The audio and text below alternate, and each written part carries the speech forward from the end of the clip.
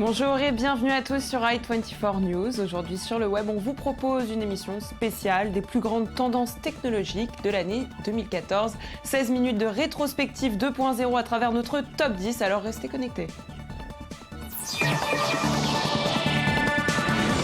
Et on commence avec le plus gros phénomène de cette année. C'est certainement le plus choquant aussi de la toile. Il s'agit de la stratégie de communication 2.0 du groupe État islamique. On savait qu'ils possédaient de nombreuses armes de guerre. Aujourd'hui, c'est Internet et les réseaux sociaux qu'ils ont réussi à manipuler. Le groupe terroriste a publié un grand nombre de vidéos devenues très rapidement virales. Actes de guerre, messages de terreur, décapitation de prisonniers et glorification de la guerre. Ces vidéos paraissent sorties tout droit d'un film hollywoodien, Flames of War. C'est ce film que vous voyez sur votre écran et c'est donc aussi une de ces vidéos. Et cette année, Internet nous a prouvé qu'il était possible de proposer du contenu de qualité en ligne. Et oui, fini les vidéos filmées depuis de vieux téléphones portables. Sur Internet, on trouve de plus en plus de grandes productions. YouTube est devenu le plus gros diffuseur de contenu audiovisuel. Ses studios sont de plus en plus nombreux. Aujourd'hui, le géant organise même des conventions et fait la promotion de ses propres stars. Si les MTV Music Awards sont devenus une institution, et ça depuis des années, il se peut que YouTube leur fasse bientôt de l'ombre, la preuve avec cette séquence issue des YouTube Music Awards.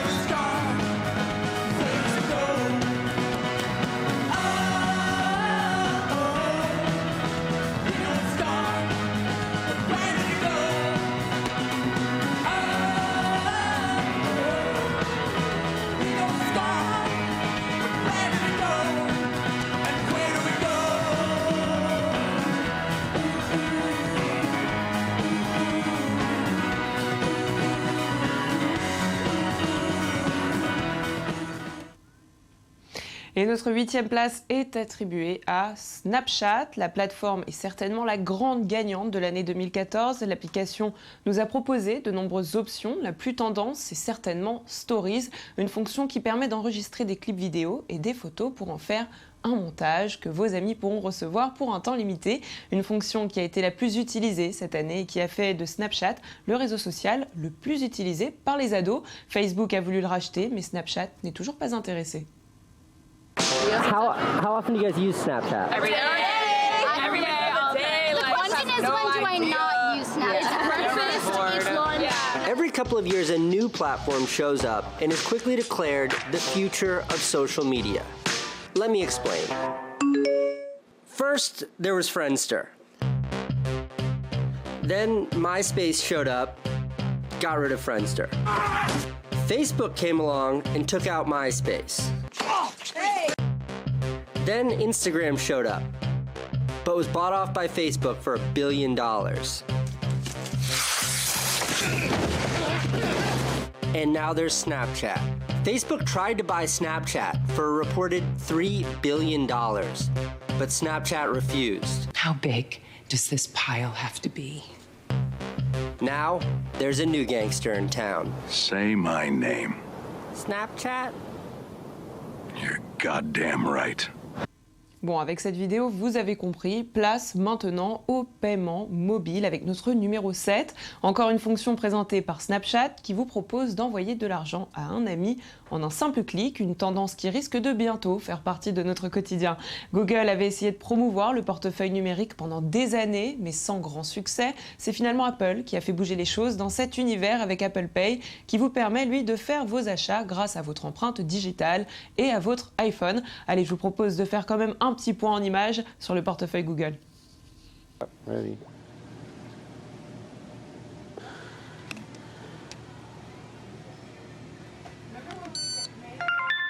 There we go. It's done. Requesting transaction. There we go. Then hit credit or punch in your PIN number. Okay. And then credit. That's okay. Alors si Google n'a pas connu un grand succès avec ce système de paiement, il se rattrape avec notre numéro 6 et sa voiture intelligente. Au mois de mai, le géant nous dévoilait le prototype de sa Google Car, une voiture autonome capable de rouler sans conducteur. Et si, ça existe. Tout récemment, ce prototype a été mis au point et il est même possible de l'essayer si vous vous trouvez du côté de la Californie. La voiture autonome est un projet qui intéresse de plus en plus les grandes sociétés du monde entier. Google est le premier à s'être lancé dans le 100% autonome. On regarde.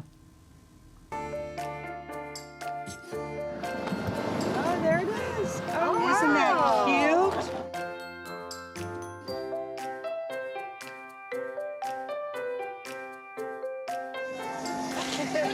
Go ahead and buckle up. Okay, Annie, here we go. All right, Cody, let's go. There's no steering wheel in the way.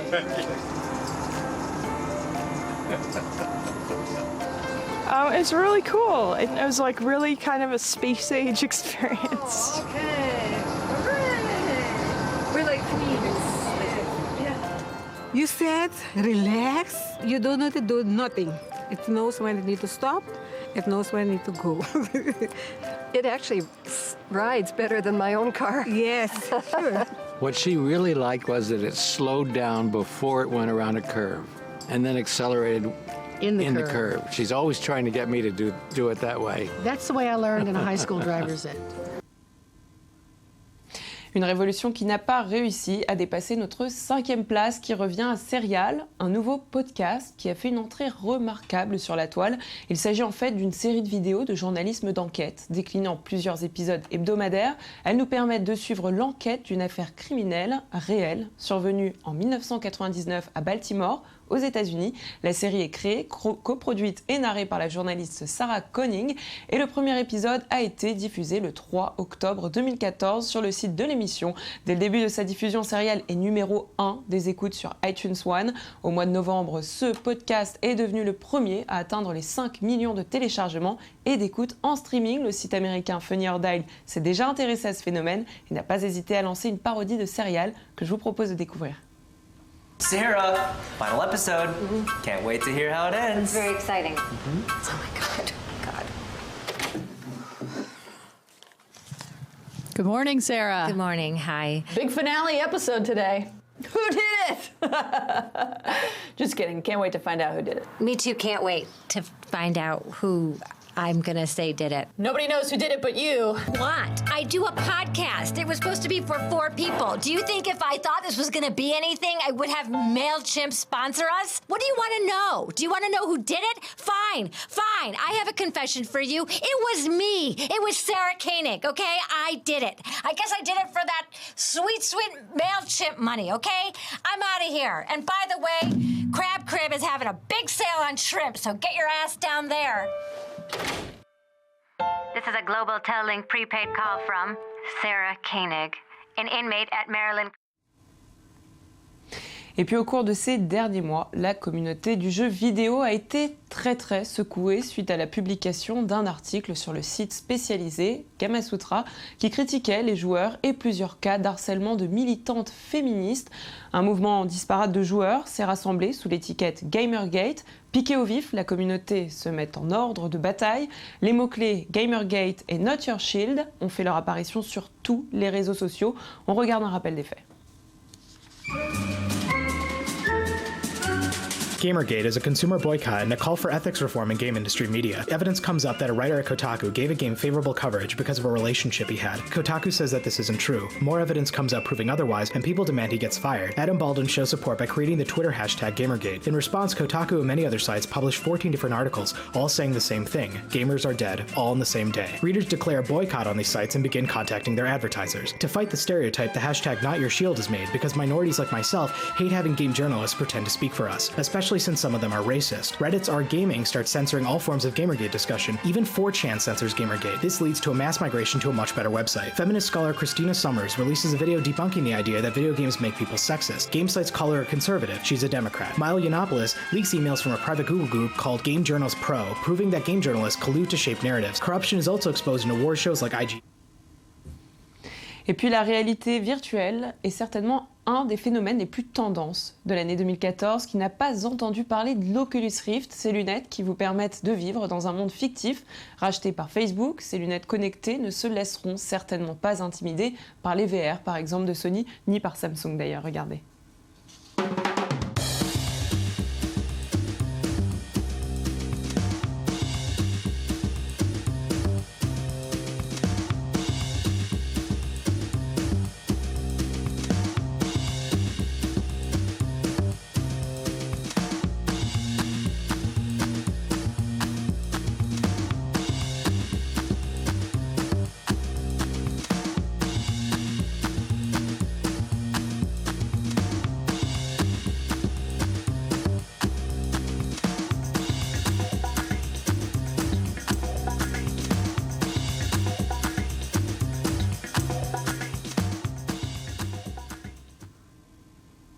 Et puis je vous embarque du côté de la France où certains utilisateurs se sont amusés à se filmer. D'ailleurs, un test a été fait, il a été posté sur YouTube. Il s'agit de Squeezie avec ses nouvelles lunettes connectées. Regardez ce que ça donne.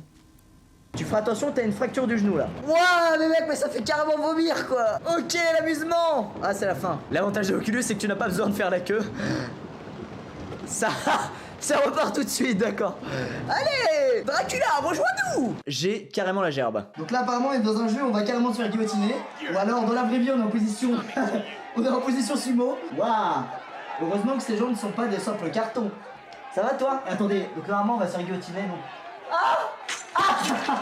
Alors vous pouvez aussi emmener votre Oculus en vacances, vu la taille qu'il fait, ça cache bien le soleil. Une sorte de casquette technologique. On est maintenant sur Don't Let Go et on a un t-shirt carrément chinois et carrément stylé. Press space to start. Attends, wait, space. Voilà. Et puis notre seconde place revient à la magnifique invention qu'est le drone. Amazon nous a proposé un drone pour ses livraisons. Nous avons vu les drones caméras, les drones qui s'autopilotent, les drones de surveillance, ainsi que le drone ambulance créé par Alex Momon, un jeune étudiant de l'université de Delft aux Pays-Bas. Il est rapide et propose des soins qui permettront de sauver de nombreuses vies dans le futur. Regardez. Please stay calm. What's your name? Joanna. Good, Joanna. We've got your location. The ambulance drone is on its way. Remove his top shirt to uncover his torso. Okay. Great. Can you go to the nearest exit? The ambulance drone is almost there. Okay. I'm outside. I'll be talking through the drone now, so you can put down the phone.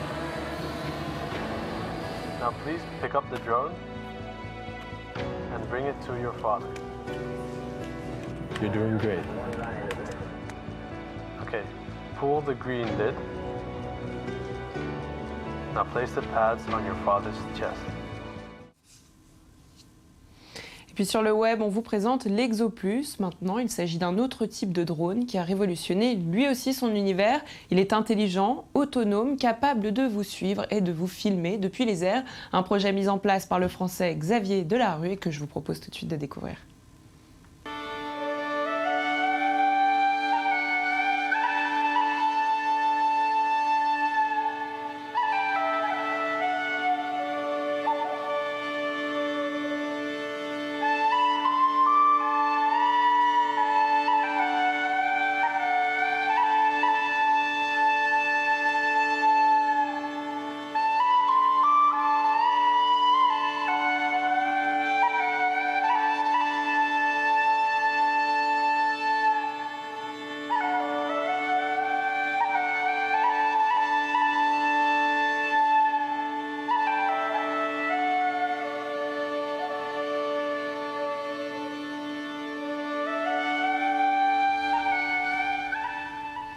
Et voilà, on y vient. Notre première place est attribuée à l'accessoire connecté, collier, bracelet, lunettes, montre, t-shirt, bague. Place à toutes les inventions les plus folles. La folie de la technologie tape à toutes les portes. Sur le web, on a sélectionné pour vous l'objet qui nous a le plus marqué cette année. Il s'agit du bracelet Secret, un projet Kickstarter qui risquera bientôt de remplacer vos smartphones, tablettes et ordinateurs. Un design épuré et un système surprenant qui, grâce à des microcapteurs ainsi qu'à Pico Projecteur vous permettra de lire vos messages sur n'importe quel support. Alors pour ceux qui n'ont pas vraiment compris, je vous propose un peu plus d'explications.